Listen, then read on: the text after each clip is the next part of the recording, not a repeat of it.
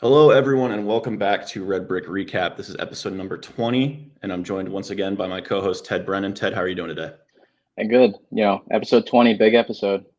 It is indeed, and we're going to jump right in because we have a very special guest on the podcast this week. We are joined none other by Miami's head coach, Travis Steele. Coach Steele, how are you doing today? I'm doing great. Thanks for having me on, guys. Of course, it's been a fun couple of weeks to watch this team. Obviously, a fun season overall. I think the best Miami season at this point since like 1999. Thinking about the last couple of weeks, it's been three MAC games, three pretty tight games within like 10 points. What has been your mindset with your team watching these guys battle through these tough games? Yeah, I think builds character, right? We played in a lot of tough, close games, to your point, and I think that prepares you for March. You got to get used to playing in those type of environments and those type of moments. And honestly, it's hard to. We try to duplicate it in practice, right, as much as possible.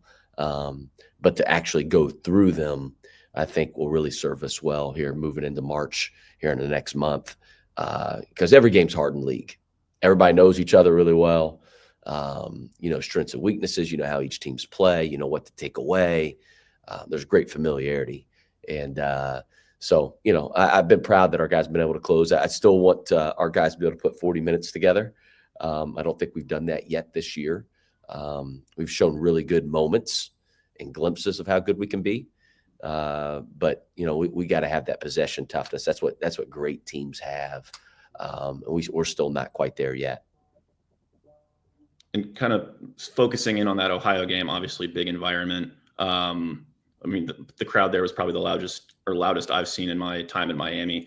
How was it to watch your team perform on that stage, that level of atmosphere in that building, and something that really hasn't been present at Miami in the last couple of years? Yeah, it's funny when our first game here, we played Evansville back to my year one, and I took a picture of the crowd that night, and just as a reminder, kind of where we started. We started from the I should say ground level, but probably below that, to be quite frank. We'll call it the basement. And to see kind of where we've been, even Eastern Michigan, we had a great student section. I was like, man, that's kind of the first time I'd seen a student section kind of full here since I've been here at Miami.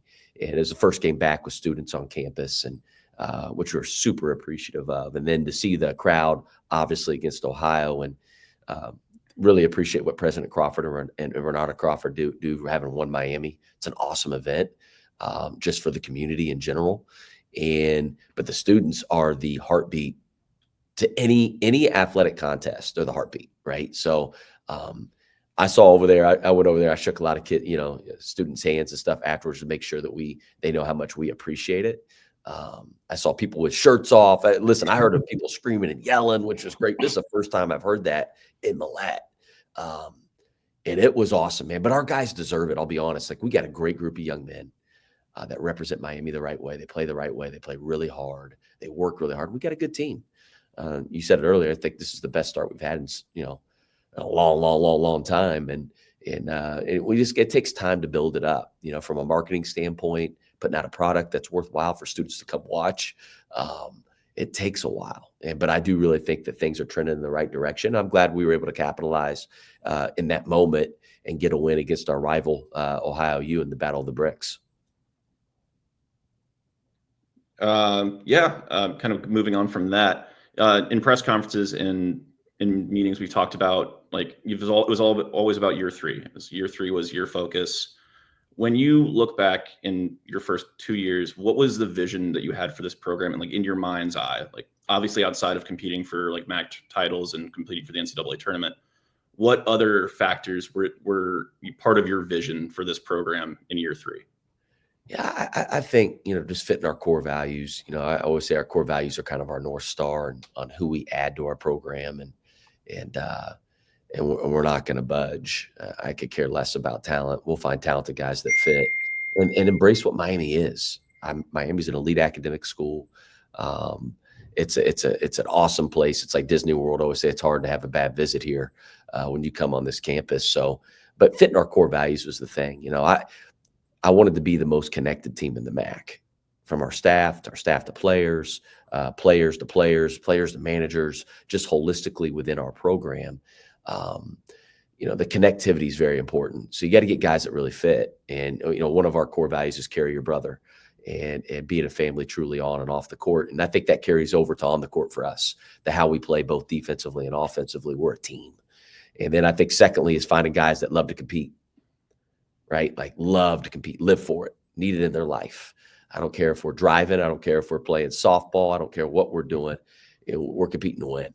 You can't turn that on and off. And that's what we have. We have a team full of competitors. We compete at every moment. And then third is guys that embody undeniable confidence and understand that in order to have that swagger and confidence, you have to earn it through your work, right? Through embracing the process. And then lastly, it's just guys that strive for more, never become complacent, just always hungry. It's like, I've said this before, but, we're not where we want to be, but we're sure not as hell where we were when I first took over. We want to grow this thing.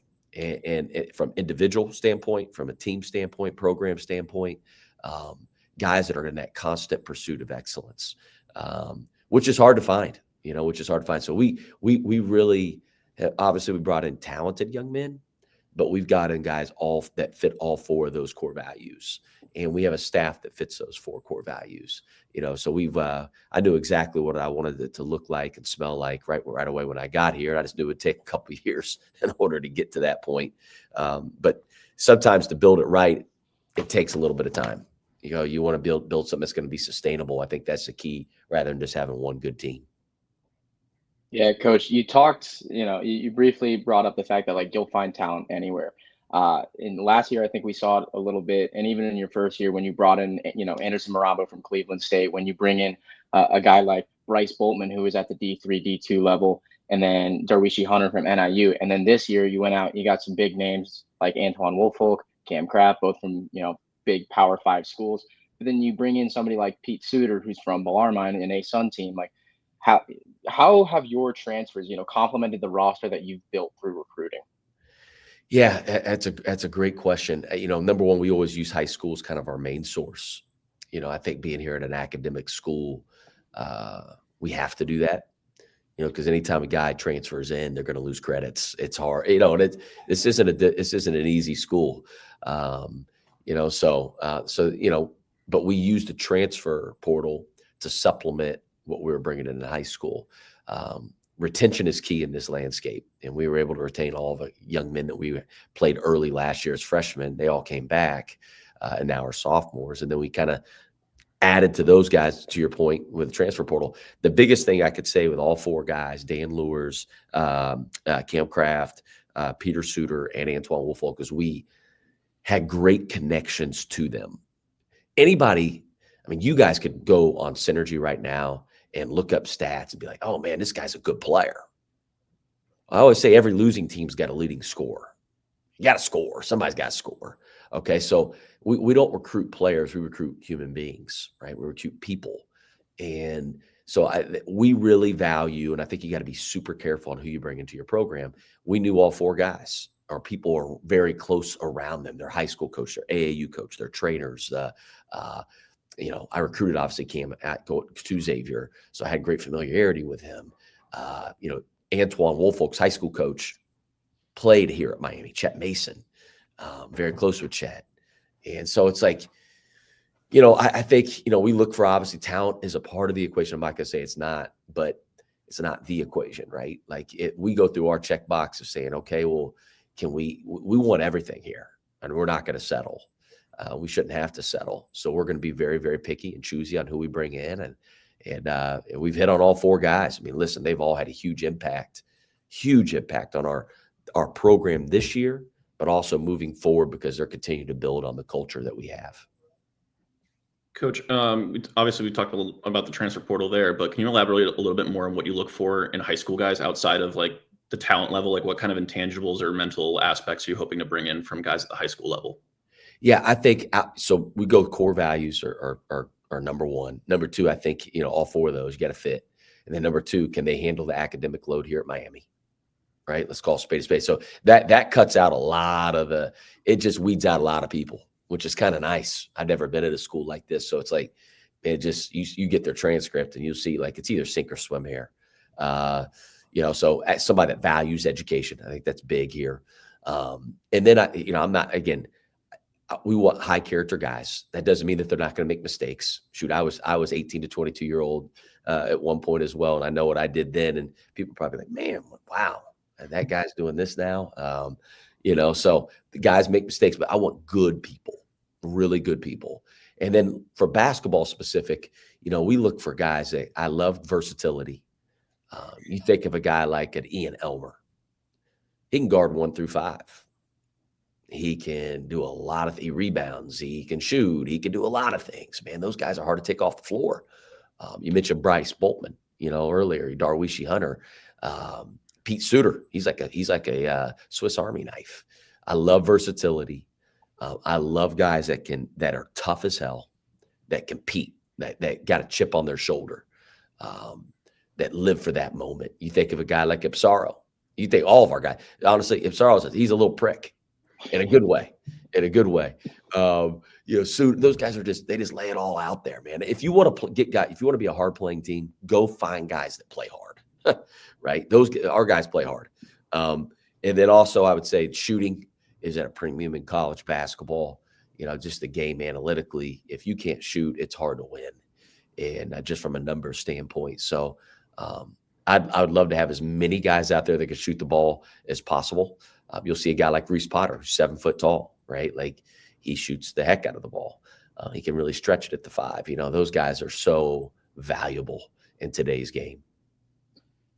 Coach, on the high school recruiting trail, your first year, you bring in 5 guys like Makai Cooper, Ian Elmer, Reese Potter, Evan Ipsaro, Jackson Kentucky. Your second year, you bring in Brant Byers and Luke Skoljek, both of which have had 2 huge roles on this team already.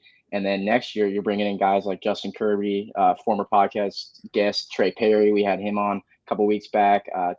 Tyler Robbins, Kyle Waltz, and LaShawn Stowers. How do you see those guys filtering into your team next season? And what has kind of become your calling card of getting guys in early and playing them early? Yeah, I think that helps development. It creates a competitive environment. Listen, they're going to move us to 15 scholarships, right? The NCAA is that'll happen here in April. It's definitely happening. So the more competition you can create within your program, it'll make those game nights a lot easier, right? Competition brings the best out in everybody, and it's one of our core values. We compete at every moment.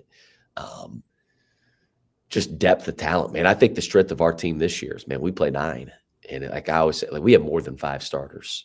We really do. We all 9 guys can start, I think that's the strength of our program. And they know practice is everything here.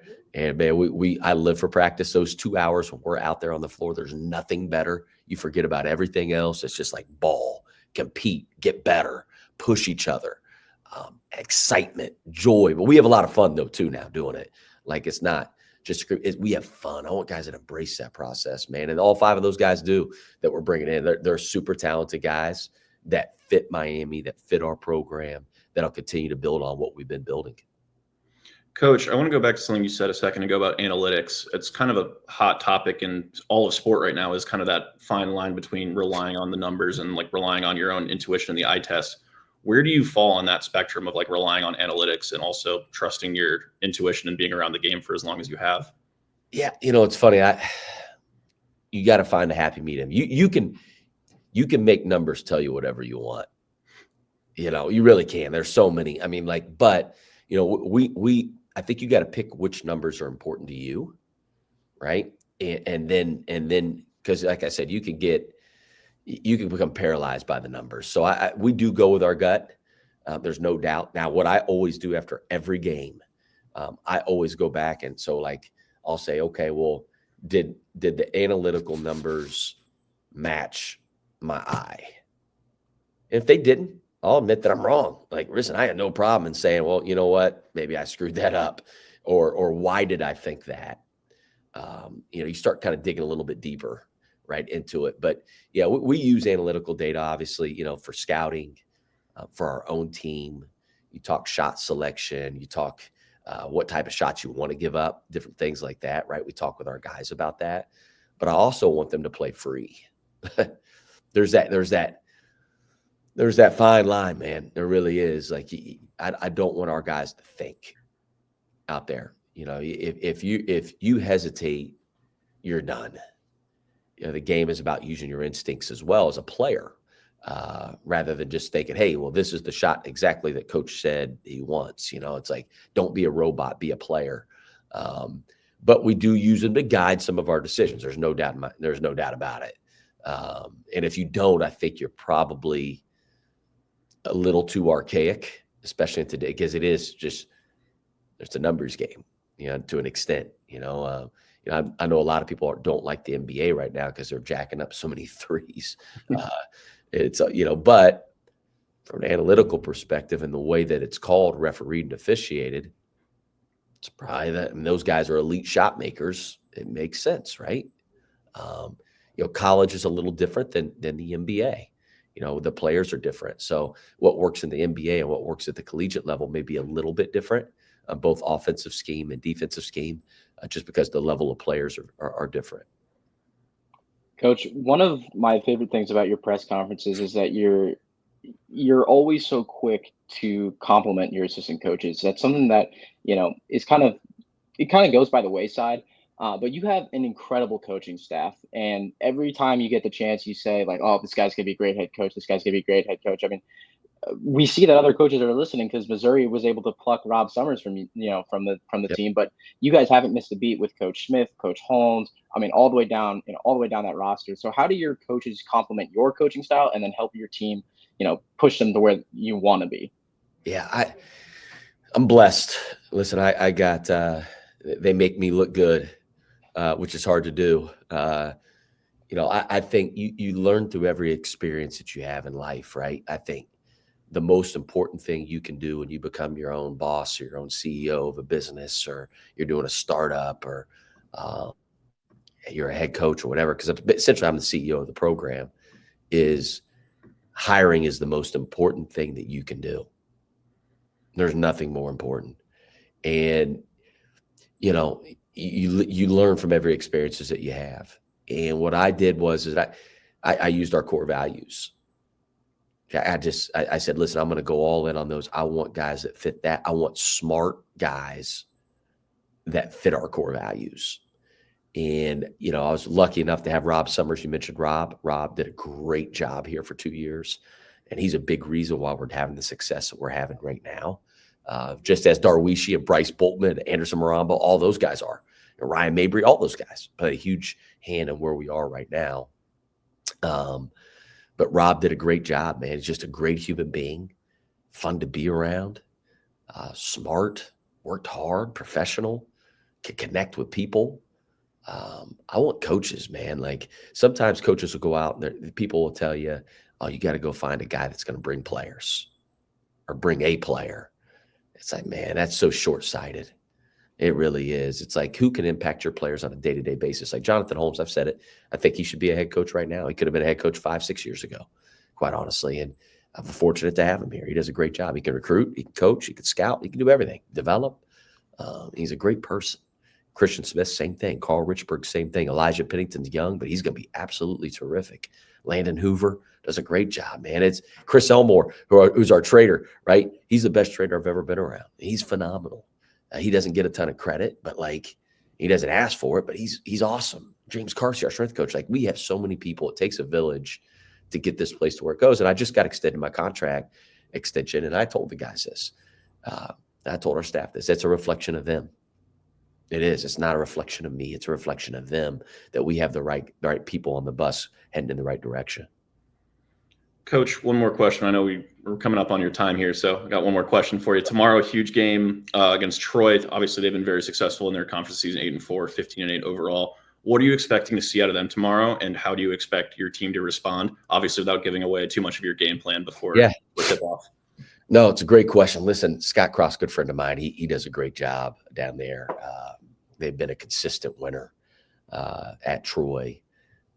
They're the most unique team we're going to play defensively all year. We won't see a team play like them.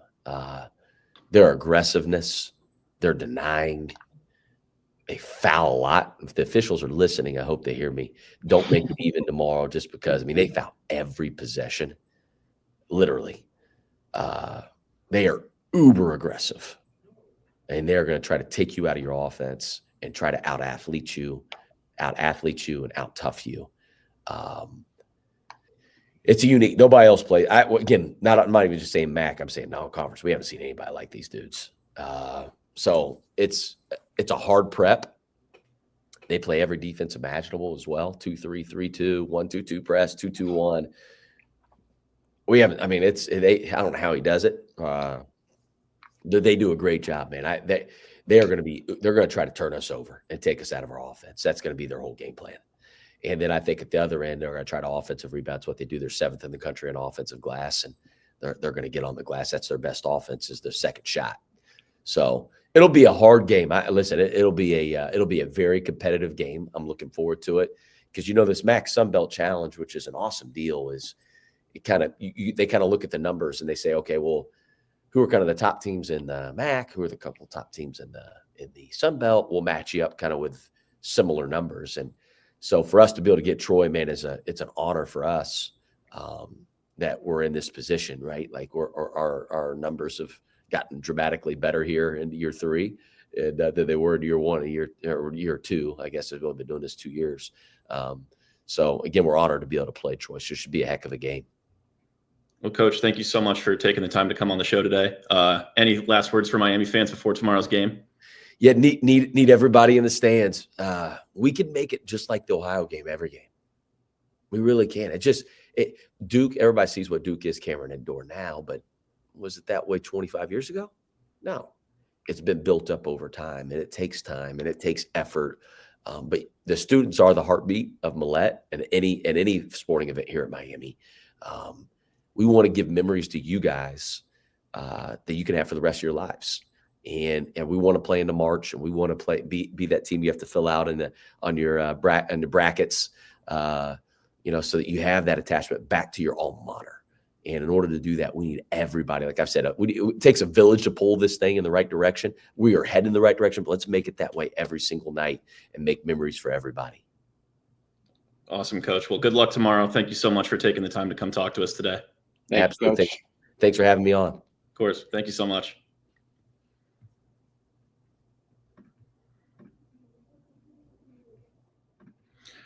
We're gonna jump topics now and start talking about the new. We're bringing on a second debut for this episode. We're inviting Zach Green to the stage. Zach is our newest Miami correspondent. Will be working with us going forward. Zach, do you want to just give us a second to introduce yourself? What's up? I'm Zach Green. I am a freshman here at Miami. Like Jack said, I am majoring in sports common media. I work with the broadcast production department. Lately joining the Red Brick team and just ready to get it on and, explore more Miami. Awesome. Well, Zach, we're bringing you on today to talk about some of the ideas you had for the new student section at Millette and also for the new arena going forward. First of all, you're a freshman, so what are your first impressions of the basketball experience at Miami? Well, the game versus Ohio was the most packed I've seen. When I toured last year, I forget the game, but I think it was versus Central Michigan, and it was a good crowd. They had the Indiana Pacers dunk team at halftime, which was fun. It was definitely probably compared to the Ohio game, probably the second most filled I've seen it. It was a Saturday game, I think. But obviously Millette isn't, top tech arena compared to outdatedness, but it's fun. I think it's a little more, some of the events are geared towards kids a little bit, which I'll talk about if Miami wants to make it more of a social event. Well, let's start there. How do you think Miami goes about making it more of a social event? I know we've talked a little bit off camera about it. Ted and I have talked about it at length on the show and off camera. From your perspective, what does Miami need to do to make that happen? So a couple of things. First off, I think they have the VIP section right next to the like big reclining seats of the game. I think they need to expand on like the seats of the game part and make like a VIP section separate from like the general VIP, like more geared towards students, So I think like a bougie student section. So it kind of gives more students instead of like two people, kind of that experience rather than being people don't want to be in the crazy student section where everyone's feeling rowdy. People can kind of relax more. And I'm sure in the new arena, it's going to be nice features. So I'm sure they'll have something around that. But, if they want to gear it more towards students and people, let's face it, Miami's kind of a big going out drinking school. They want to gear people away from that on a Saturday. You got to kind of make it incentivizing. I agree with you somewhat, just because I don't think that it's the basketball program's responsibility to go straight to the students and to like try like cater to their every need. At the end of the day, like it falls on the students to come and support the programs here at Miami. So I do think it's a good idea. I know some programs have already tried to implement that. I think someone in the MAC, I think Akron maybe started a like pregame like club environment. I'd have to double check that. But I do think that would be a way to bring in fans. I don't think that the university or the school or the athletic department's ever going to like, promote Miami's like reputation, as you put it. But I do think that I do think your idea would work, and I do think it would bring in people, but I just don't think the university wants to portray that image of we're going to promote this aspect of our reputation. Yeah. Ted, what are your thoughts on this? I know we've talked a little bit about it off camera and obviously on the show, but like, how do you think that Miami can bring in students without like fully committing to the bit, essentially? Yeah, I mean, it's kind of self-explanatory. Winning changes everything. I think the fact that they're building a new arena shows that they're committed to the team, which is a really big thing. They're committed to the success of the program. I mean, I can't tell you how many times like people will say like, oh, like, I came to a school because of the facilities, right? The facilities are brand new, right? Like, I mean, that automatically people are, high-ranked players are going to come to this team because it's like, all right, they got a nice new arena, the fans are there, and there's a winning culture. I mean, that's three ingredients to the recipe of success. So I think part of it is just like they're doing the right things right now. They are capitalizing on the momentum. And again, winning changes everything, right? Like you got to start small. You got to make sure that like, hey, this isn't like a one-off, two-off type thing where there was a great crowd for Eastern Michigan and an even better crowd for OU. I think it was the first time I think it was like the first time since like probably 1999. I know that's the year we keep going back to, but the first time that they've had to open the third section of Millette for a basketball game. They didn't even do that at the UC game. The UC game, everybody was on those first two levels. But, all of a sudden, I'm on the sideline looking up. They got lights going on the third section, and fans are still filing in 5 minutes into the game.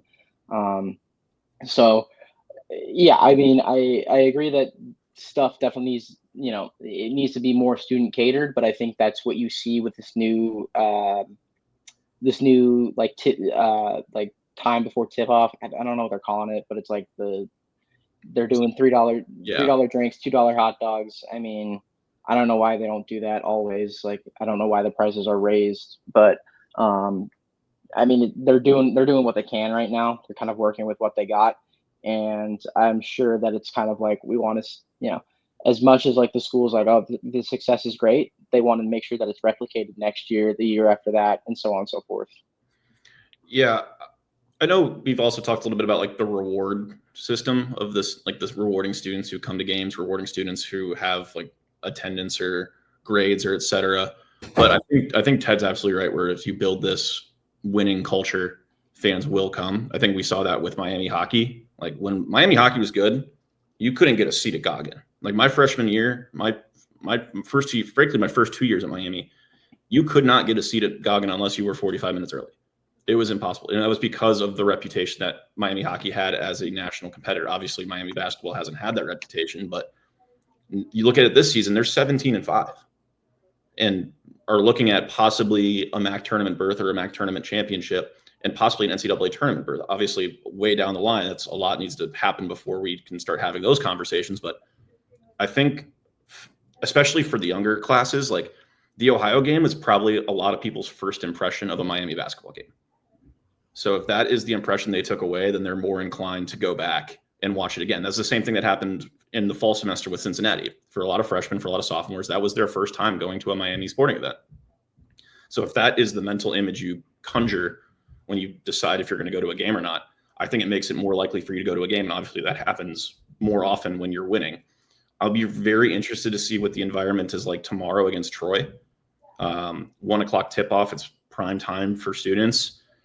Obviously it's a Saturday, so students shouldn't have like classes or anything to dodge, or, extracurriculars to dodge to go. If they can get a little bit of momentum going and get a big crowd for 2 games in a row, suddenly you're looking at the next 5 or 6 games on the schedule and start saying like, oh, we can have a legitimate home court advantage with or without like incentivizing it. And I think the big thing for, tomorrow's game is like, we all know, 1 o'clock, we know what that means. It's beat the clock at Brick, but credit to Brick Street for pushing the momentum away from them and saying, hey, go to the basketball game. We're not going anywhere. We'll extend our deals. We'll do this. We'll do an after party. We'll do whatever, but go to the game. Like, go have fun and then come back. And I mean, maybe in the new arena they have, instead of having a regular beer cart, maybe they have a bar stand for Brick.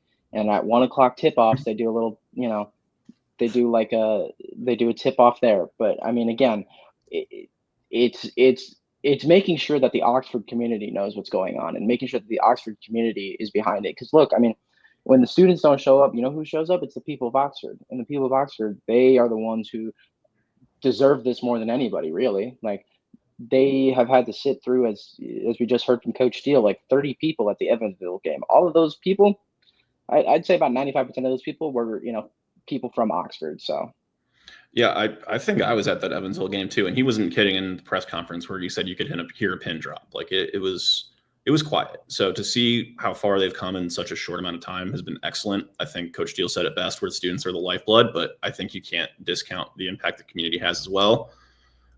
Zach, before we change gears, is there anything else ideas wise you want to talk about maybe trying to get students in the door? Yeah, maybe one. So at most games they have like the fan fest before, where they have like the bounce houses out on the concourse. So if they want to try to get pull more students into the games, have like obviously with the new arena, maybe more like modern activities. I was thinking like VR-esque, like arcade-esque, something, I don't know, to pull students more pregame. If they don't want to, say, first 100 get $10 gift cards or whatever. Still have the bounce houses, but that's obviously geared towards, the faculty with the kids, the Oxford people with the kids, that kind of crowd. So gearing it more towards students and trying to get them just have, more modern stuff available in the arena. Yeah, I think it's a good idea. I'm curious to see how the actual execution of it would work, just because like VR seems like something that's, frankly expensive. Yeah. And that's a cost that if it doesn't work, then maybe it's just kind of a sunk cost that Miami doesn't really want to deal with, especially like the main attraction here should be the basketball game. That should be enough to get people in the door, regardless of like what goes on before or after the game. So I do think it's a good idea. I do think it's something that does need to be modernized, because I do think some of the promotions and some of the stuff could use some updating, especially now that both football and basketball are starting to see some success and see some national exposure. But like I'm curious to see how much that would actually like burden the team financially to try and do something like that before games. I'm just excited to see the Kent State game too, because that got moved to CBS on a Friday night at 8:00. So that's kind of prime time as well. So that should be another good environment at MLB. Yeah, we've got 3 home games in the next 2 weeks. It's plenty of time to get the students on board. Obviously, this is kind of the launch pad for Miami basketball, because they've kind of been stagnant for the last couple of years. Coach Steele said it himself, like he was planning for year 3. This is year 3 now, where we've seen what he's capable of, and I'm optimistic about the rest of the year. Obviously, like I'm not going to sit here and say like, oh, we're going to the tournament, we're going to win the MAC. Like it's too early to say. Like the MAC is a really good conference this year. It's always going to be tough once you go to Cleveland. Yeah, it's loaded. So I think student engagement is going to be key here in the next couple of weeks, especially in that Toledo game, especially in that Kent State game in 2 weeks. So if we can pack the building for those games that are pretty much going to make or break Miami's regular season, that completely changes. It completely changes the game. Ted, anything else before we start talking about some recent events here in Miami? I just think you hit the nail on the head. I mean, it's home stretch, make or break. Fans got to show up. Amen to that. Well, Zach, thank you for joining us. You'll see Zach's content coming up in the next couple of weeks here. He's our newest Riverfront contributor. Zach, thank you for popping on the show. Any last words before you head on off? Nothing. Go Redhawks, and hopefully we can beat Troy tomorrow. Amen to that. Well, thanks, Zach. Yep. All right. Do you want to flip a coin to talk about hockey, or like how do you want to do it this time? Because I really want to talk about hockey again. Yeah, hockey lost again. Common theme, but the more important story was unfortunately during the game, an Arizona State hockey player was carted off after a hit by a Miami player. He was taken to the hospital, and he was up, and he was up, and he was able to watch the rest of the game. If I remember correctly, it was Artem Shalane. He's a graduate student from Russia. So that's kind of the word that we received, that he's okay. He's doing okay. I honestly think he might have played in the next game, but it was a very scary moment the other night. Yeah. Obviously glad to hear he's okay. Hockey is one of those sports where like those things happen more often than anyone would like. So obviously hope he's doing well. But yeah, I mean, we keep talking about it every week, and it feels like we're kind of beating a dead horse now. It's Miami's hockey is not good, and they showed it again. This was when we talked with Joe before the season, we said these were the games that Miami would need to win to call this a successful NCHC season. In reality, we're probably looking at another winless season in the conference as things stand. I don't see us beating Colorado College if we're getting 7-1 by Arizona State. I don't see us beating Denver. I don't see us going to Duluth and winning there. Denver at least will be a fun series because they're coming to Oxford. So hopefully Goggins packed out for that. But like, I'm kind of at a loss for words. Like, I know the teams we're playing are good. I know Western Michigan's top 5 in the country. I know Denver's right in that top 10. Arizona State's in the top 15. These are really good hockey programs. I'm be the first to admit it, but it just seems like Miami's just not even close.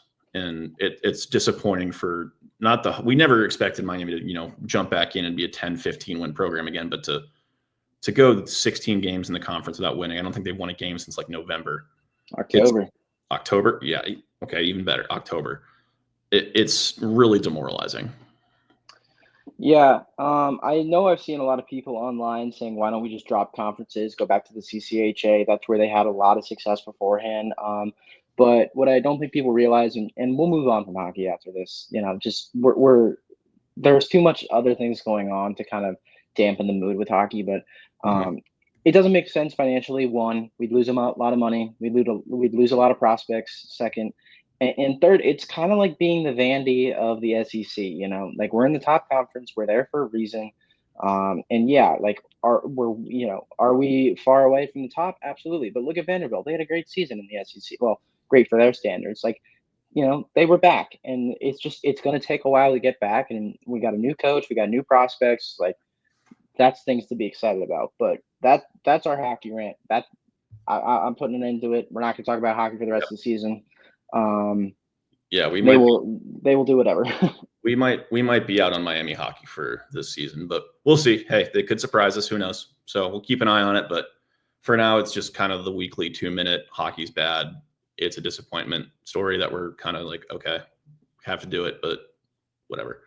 Moving swiftly onward, on some more positive news, softball kicks off tonight. One of the best teams that Miami has, obviously super successful last season. A lot of excitement this season. Obviously, Coach Kumar is now with Ohio State. A lot of the main contributors, including one of the National Player of the Year contenders, Carly Spade, graduating. So a bit of a different look for the roster. Two main key lineup pieces are back, Angelica Golombisky and Chloe Parks. The former obviously being a 2-time All-MAC with 28 homers, hitting almost 400 last season. Chloe Parks, not quite as much of a power threat, but still hit almost like over 300, 330 to be exact, with 10 doubles. Maddie Reeves is back on the mound, 22 wins last season. Like, there are pieces here, even if it's not the same program that it was last season. Yeah, like you said, Maddie Reeves, she was MAC freshman pitcher of the year. That's huge.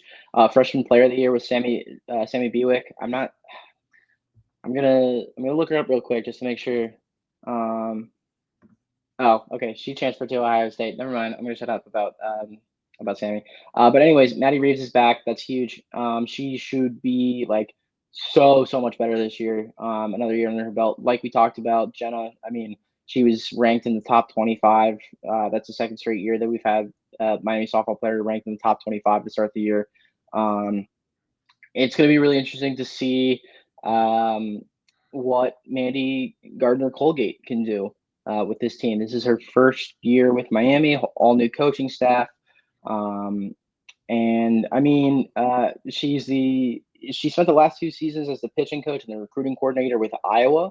So that's always that's a big school. I want to say 1 or 2 of her players followed with her, but they were picked second for the first time, picked to finish second in the MAC for like the first time in like 6 years, something like that. Like, it's like the first time that they haven't been number 1 in a while, and obviously that's because of the whole changes and everything. It's also because Ohio decided to get really good all of a sudden. So Battle of the Bricks will be a lot of fun for the softball edition. But yeah, I'm really excited to see what they can do. They are expecting a pretty tough schedule, so if things look a little rough to start off, that's not to worry about. It happens. It could be a little rough, is what they're predicting, but I mean, when you're one of the top teams in the nation, you have to play, the big schools like Maryland and Arizona State tonight, and they play Minnesota tomorrow night. I mean, they don't they don't have an easy game, which is exactly what you want. Yeah, no, I think the schedule speaks for itself. I mean, they're playing 3 SEC teams in a row in 2 days in Auburn, Mississippi, and Mississippi State. They're challenging themselves. They know that they compete. They play South Carolina twice. Who else am I missing here? Michigan State twice. Like, this is a tough non-conference schedule, but I think it sets them up for success in the MAC, especially with a team that is kind of, I don't want to say a blank slate because there are returners, but it is such a different roster from last year. It's like a brand new coaching staff. So I think it gives them that experience of like, this is the level that Miami needs to be at.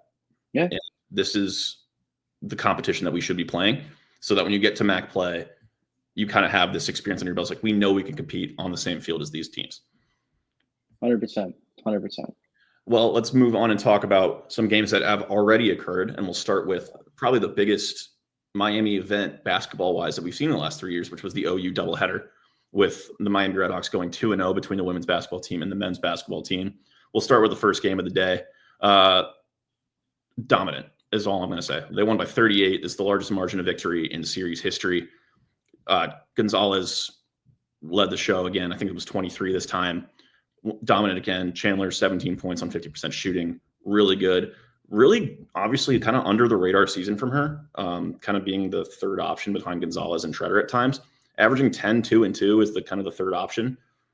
That's all you can really ask for Chandler. And obviously, we talked a little bit about how they needed a spark off the bench. Coach Box said it in his press conferences. They got it. They got 20 points off the bench and kind of gave them big minutes. Obviously, some of that was propelled by some garbage time buckets as the bench kind of came in towards the end there. But the stats speak for themselves. This was a dominant win. Miami played probably one of their best games of the season, if not offensively, defensively. And they ran the show. Yeah, I mean, it's the largest margin of victory in a Battle of the Bricks ever for the women's team. So that's, I mean, that's bragging rights for a really, really long time. Even if they, I don't know if they play again this year, but if they do, I mean, they still crushed them the first time around. So, um, yeah, I mean, like you talked about, Maya Chandler, she's having a really good kind of third option season. That's kind of what they brought her in for. They brought her in for some veteran leadership. She's a grad student, so really good on her for uh, really filling the role nicely. And then, I mean, look, I'll start. I'll start the train, but I know. Oh, why am I forgetting her name? The player from Buffalo. What is her name? Leading scorer. Watson. Yeah, Watson. I know Chelia Watson's having another really good season, but Angelina Gonzalez, she's a sneaky MAC Player of the Year candidate, man. I mean, she's been on fire. So I could see her taking away some votes from Chelia Watson. I still think Chelia Watson definitely takes the win just because of where Buffalo is at. But um, I think if Angelina Gonzalez sticks around, plays as well as she does next year, and the team is a lot better, she is got to be one of the favorites next year. Yeah, I mean, she's just exploded onto the scene this year. She's scored double digits in every single game since the Hiram game at the end of November. She went after the Hiram game. She was averaging 9.6 points a game. She now averages over 17. She's Jeez. been on a tear, and she played just as well against Eastern Michigan on Wednesday night. Led the team with 20 again. Treader had 14, Chandler 13. Again, those are the three options we talk about. If those three are on, you're going to win a lot of games. Defensively was also probably one of the, if again, performed really well. Not a single Eastern Michigan player got into the double digits, held them to 32% shooting. If they play like they've played the last two games the rest of the season, they're a dark horse to win that tournament.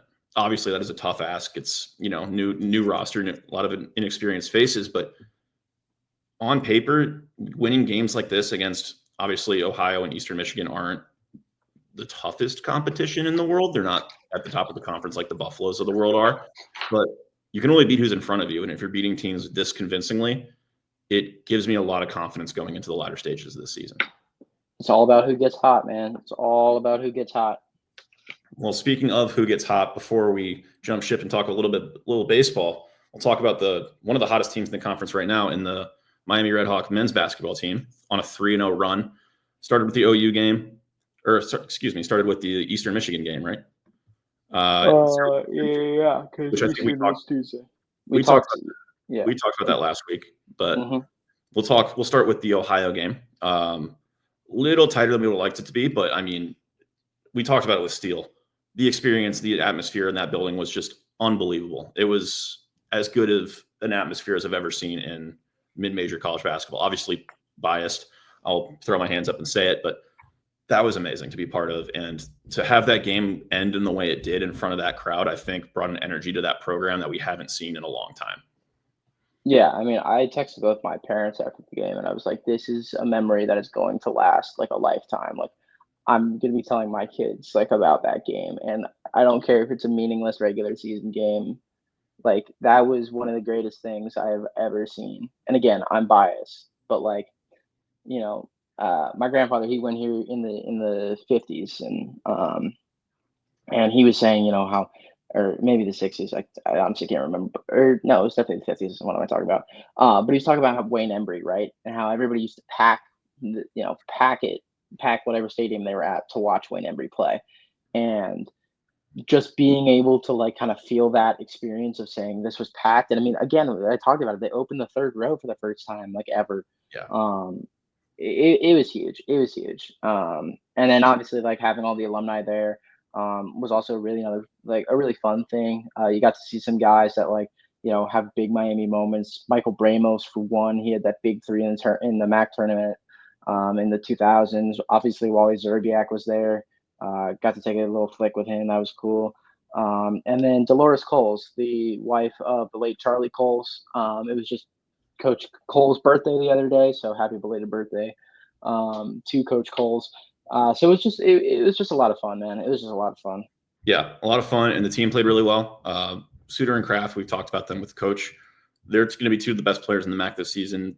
Both of them are probably going to compete for the first team. I'm not sure if both are going to make it, but both are definitely giving themselves plenty of chances too. And a guy that we haven't talked about a ton that, I mean, Coach Steele effectively called him a prick. Evan Ifsaro was stellar and was stellar all game from the amount of minutes he got. I mean, probably the most impactful all-around performance in that game. I think it was 14 points, had that late bucket right at the end that kind of, I don't want to put the nail in the coffin, but kept Miami in the driver's seat when it looked like Ohio was going to take the lead for a second. So cannot state enough about his performance. I mean, just good all-around win.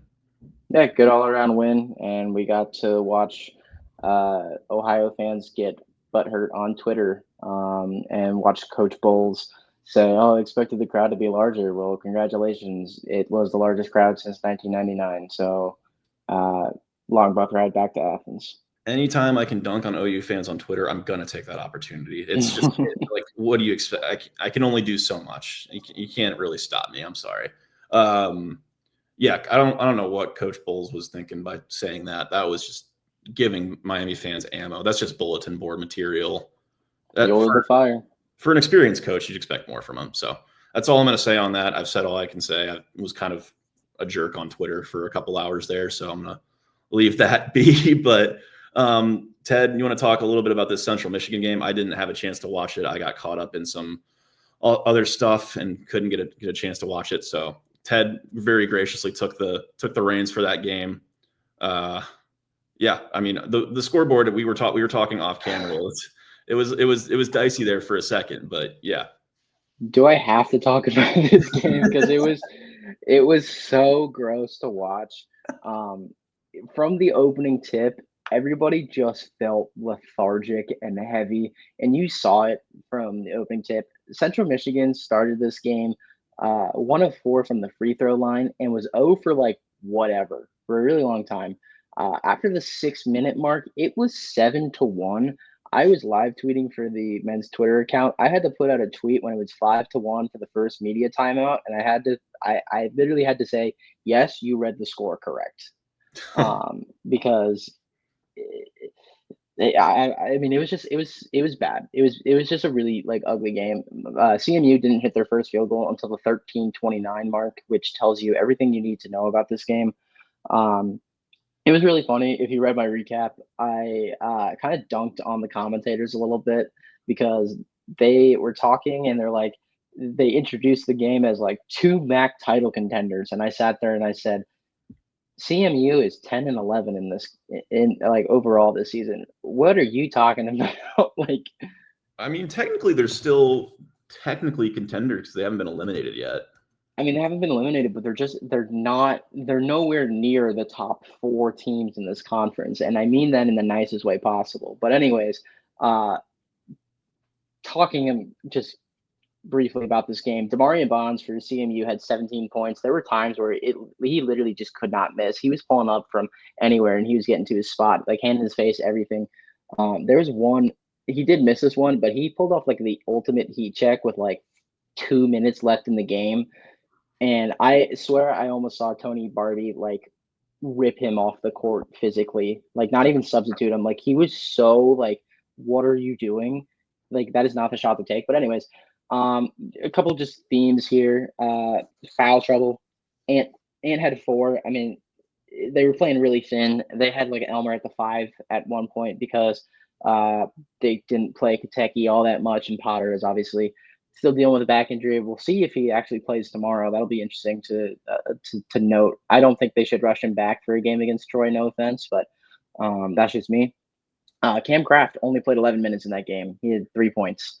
He looked hot to start. He hit his first or second 3. I said, all right, we're going to get a good Cam today. And then he immediately fouled twice in like back-to-back minutes. And I said, all right, we're not going to see Cam for the rest of the game. And then the consistency outside of Peter Suter needs to step up. It is so hard to watch Peter Suter do everything for this team. It was nice to see Antoine Woolfolk get in the second half and like just do what Ant does.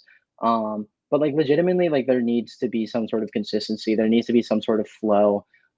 They didn't do it in the first half, but in the second half, there was a lot more backdoor cuts, a lot more off-ball movement, and they were able to extend their lead. Um, and that's what I wanted to see more of, especially when the shots weren't falling in the first half. I'm glad they moved to that in the second half, but the first half was atrocious to watch. But overall, let's talk about the good things. Pete Suter, 21-4-4 on 70% shooting. I mean, the kid well, he's a Swiss Army knife. Exactly. He's a Swiss Army knife. He did everything that he was asked to do and more, and really kept Miami in this game. They should be really thankful that Peter Suter decided to choose them. Ian Elmer, he only took 8 shots, 50% shooting. He was 12 points, 9 rebounds. Just a solid day for Elmer. Just, solid. Like to see a little bit more, but, solid day. And then the thing that I really liked was Luke Skaljak. Came off the bench. And well, actually, he came in for like maybe a minute, 2 minutes in the first half, and he missed a shot. He turned the ball over and immediately fouled. And then he was subbed out for the rest of the first. I was like, oh, we're not going to see Skyler for the rest of the game. He gets in, he immediately has another turnover, and I'm like, oh man, they're going to yank him. No, next possession down the floor, he hits a wide open 3. Next possession, hits another 3. I mean, it was just really nice to see him kind of explode off the bench, which is what you wanted to see, especially after a game where I thought it was going to be a rough showing for him. But yeah, that is CMU. Let's not talk about CMU anymore because that was a really gross game. Well, it is also a special day for any baseball fans out there. So let's talk about that to kind of end our show today. Tomorrow, or I guess on Saturday or Sunday, pitchers and catchers report. Woo. It's over. The off season's over. We finally made it. We're kicking off spring training. Did some digging. I think there are 4 guys that I think will probably be involved in major league spring training camps. There's more guys from Miami in minor league camps that kind of just got drafted. Guys like Zach McDonald, Kent Negbert, Hudson Leach, those kind of guys will all probably be, or Connor Oliver too, Jonathan Brand will all be in minor league camps. But there are 4 guys I think will probably start spring training in major league camp, and then their role will be adjusted from there. So we'll start off with 2 in the Los Angeles Angels organization. The first being Sam Bachman, Miami's highest regarded draft pick. I think he was picked 9th a couple of years ago. He was really good when he came up in 2023 for the Angels. I think he made 5 or 6 appearances for them. Did pretty well. Was not good last season. Really struggled. I think his ERA was up above 5. Obviously, he's been dealing with some ankle or some shoulder stuff for the last couple of years. So kind of disappointing to see him not succeed at the level we kind of hoped he would when he was drafted. Obviously, you pick a guy at pick 9, you expect him to be a starter. That hasn't exactly worked out, whether for injury reasons or whatever else. But frankly, the Angels are bad. The Angels are really bad. That rotation is not good. That bullpen is a dumpster fire. So he's going to have every opportunity to get back into that rotation and, fight for it. Yeah. It is the Angels. So you can only say so much about that organization as a whole. But yeah, I mean, if I remember correctly, they rushed him through the minor league system to get him up for a couple games, right? Yeah, they do that. Whenever they draft someone out of college, they don't send them to the minors for long. They drafted a guy last year, or maybe it was 2 years ago, Nolan Shanuel. I hope I'm pronouncing that right. First round pick, pick 18. He made his major league debut that season. He played 25 major or minor league games, right? Yeah, something like that. Well, granted, Shanuel was a 4-year college player and was an elite hitter for most of that year. He was out there the summer I was on the Cape, and he lit up the Cape. So he was, I don't want to say ready, but he could handle it. They did the same thing with Zach Neto. They're probably going to do the same thing with Christian Moore when he comes up. So they fast-tracked him. There was some issues with his shoulder coming out. I'm not sure, or maybe it was his elbow, but he had some kind of arm trouble that I'm not sure is completely resolved because his velocity is way down from where it was when he was at Miami. Now he's in the 93, 95 range. I think he was in the hundreds at Miami. So that clearly has fallen off. Another guy in that Angels org, though, who I think will probably be fast-tracked as well, is Peyton Olegnick, who shoved when he got to the Angels org. He wasn't outstanding for Miami, but he's 6'11". With a good fastball, and it just goes so far downhill because of the release angle he throws it at. He struck out 15 batters per 9 innings in his first 4 games. 2.84 ERA. Granted, it was only 6 innings of professional ball, so take it with a grain of salt, but the Angels have this track record of fast-tracking arms, especially a guy as unique as Olegnik. Why give him time to get wear and tear and possibly injured when you have this unique weapon you can throw in the bullpen? So I could see him making a roster, and maybe not out of camp, but like mid-June, late July. Yeah, I mean, he was so interesting to watch at Miami because it's like they didn't use him. I mean, they used him as a starter, they used him as a bullpen, they used him as an opener, and it's like he never really found a role here at Miami. And I think that was the toughest thing for him. Is like he was constantly being like used in different spots, and it's like as a pitcher, the only thing you want is consistency. And like if you're consistently getting shifted around, like it's hard. Like somebody like Patrick Mastrian, like he's been a starter for 4 years, so like he knows his role, he knows what he's doing. But like again, I think it's the same thing they did with Landon Looper last year. It's like okay, you're going to start this game, but then you're going to be a reliever. And I think part of that was just the depth. They don't have a lot of depth. They didn't have a lot of depth. If you listen to Coach Smiley this year, they have a ton of depth in the pitching staff, so they're really excited about that, which I think we should all be really excited about because they had a very good season last year. But yeah, so I think they will probably use. I would assume the Angels would probably use Olejnik as like or Olejnik, excuse me, as I would assume they probably use him as an opener, maybe like 2 innings to start every game in the minors, and then see how that does, or they'll just probably throw him in the bullpen. I don't see him as a long-time starter. I don't think he's got the gas to be a full-time starter. I agree. I think his role going forward is probably a high leverage bullpen arm just because of his unique delivery and obviously the size that he brings. He reminds me a lot of like the stature of a guy like Andrew Miller, where he's just a really tall, imposing presence on the mound with some really good stuff. So again, I don't think he has the what's the word I'm looking for? Durability to be a starter. So, well, before we run out of time, there's 2 other names I want to bring up really briefly. Grant Hartwig played on the Mets last season. Originally was released and now is brought back on a minor league deal. It's not great last season. He only got 4 appearances. Obviously, that Mets bullpen was fighting for a playoff spot, so he didn't get a ton of opportunities. 33 career appearances, or 32, excuse me. But he has some good underlying numbers. He keeps the ball from being hit hard in the air. 84.5 exit velocity on average is pretty darn good for a reliever. And he's only 20% of his balls were hard hit. Good stats for a reliever. Again, is he going to be a lights out closer for a team? Probably not. Is he going to make the Mets roster to count? Probably not. But he's a guy to keep an eye on just because of these underlying numbers that maybe gets picked up by a team with less chance of competing for a playoff spot than the Mets do. Yeah. I honestly don't see him not playing for the Mets this year. I think with like the Mets bullpen, like obviously I think they signed AJ Minter. They just signed another guy recently who's a bullpen arm. I can't. What's his name? Oh, it's gonna bug me. Maybe it even was AJ Minter. I just know he came from the Braves. Minter got signed and Griffin Canning got signed. Griffin Canning, thank you. But obviously, that's not enough. And then I think they still have Ottavino in the bullpen, and he's old. Edwin Diaz's role is shaky at best. Ottavino is not there anymore. They also did sign Clay Holmes, so that's another guy they did add. But he looks like he's going to be in the rotation. Yeah. So I could see if Hartwig has a good spring and a good maybe like April and May in the minors that he gets called up. And knowing the Mets, like they always have injuries. Like it's every year. So I could see him having to come up for some injury stuff. And then quickly, just because we're running out of time, the last guy in my team's farm system, Boston Red Sox, Jacob Webb. He was added to the Major League Spring Training roster for some reason. He didn't look good in the minor leagues, all things considered.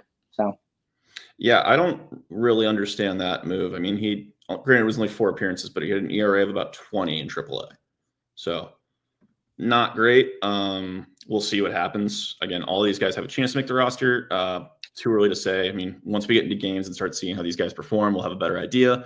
But just wanted to get a heads up about some guys to watch from former Miami teams in spring training. Well, we have gone well and above over our time. Ted, thank you for joining me once again. Any final thoughts before we start preparing for Troy tomorrow? Go out to the games. Go out to the games. We will hopefully see you all there. Until then, we'll see you next week at the same bad time, same bad channel. Go Redhawks and have a great week.